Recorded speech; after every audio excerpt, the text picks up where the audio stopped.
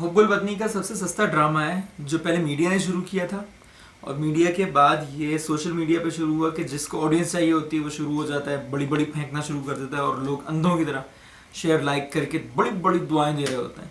ان کا اپنا کوئی حال تو ٹھیک ہوا نہیں، لیکن ان کو چاہیے کہ امت اور ہر چیز کا جو ایک وہ ہے، جو کانسیپٹ ہے، وہ خلافت پتہ نہیں کیا کیا 10 باتیں، سنت اور اسلامی نظام پہ چلنا نہیں. انہوں نے شادیوں پہ حال دیکھنے پتہ چل جائے گا کہ کتنے سویلائزڈ ہیں.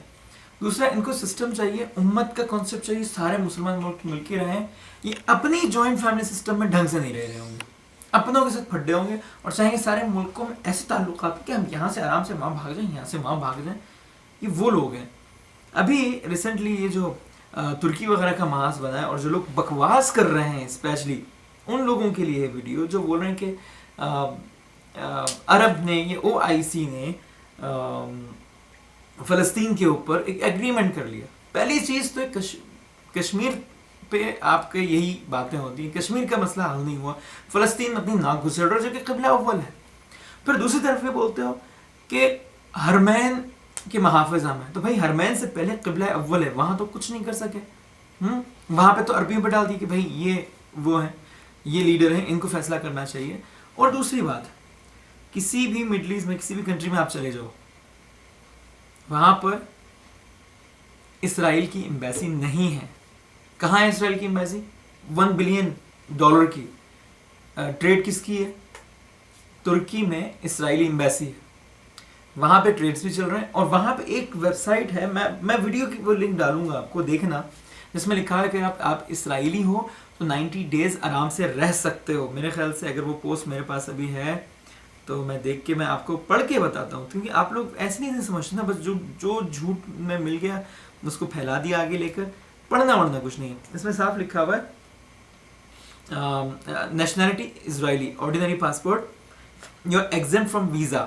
You are exempt from visa for tourist visits up to 90 days within 180 days starting from the first entry date. That means کہ آپ 90 days تک رہ سکتے ہو بغیر ویزے کے. یہ اسرائیل کی ویب سائٹ پر ہے. اگر آپ کو نہیں ترکی کی ویب سائٹ پر ہے. اگر آپ کو نہیں پتا ویب سائٹ تو کھولو خود اپنی آنکھوں سے، اپنی نیشنلٹی اسرائیلی ڈال کے چیک کرو، پتہ چلے گا. ویب سائٹ ہے evisa.gov.tr. یہ آپ لنک پہ میں نے ڈال دی ہے، خود چیک کرو اور پھر بتاؤ کہ یہ ایمبیسی وغیرہ ہوتے ہوئے جس کی اتنی 1 بلین کی ٹریڈ ہے، وہ فلسطین وغیرہ کے لیے کیا کیا ہے اس نے، مطلب کیا ہے؟ کوئی کچھ نہیں کر سکتا. یہ گراؤنڈ ریالٹی ایسی ہے کہ کوئی کسی کے خلاف ایسے لڑ نہیں سکتا جیسے آپ بولتے کہ یوں پہنچ جاؤ. ایسے نہیں ہوتا.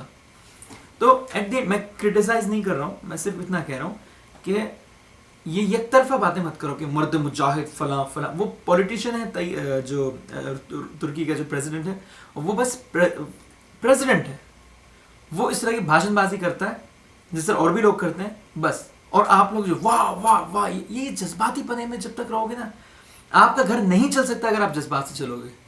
آپ کو فیگرز، آپ کو پریکٹیکلی ایفرٹ کرنے پڑتے ہیں کمانے کے لیے، جذباتی باتوں سے نہیں ہوتا. یہی میں بولتا ہوں جذباتی کم بنو، پریکٹیکل زیادہ بنو گے نا تو یہ سب نوبت نہیں آئے گی.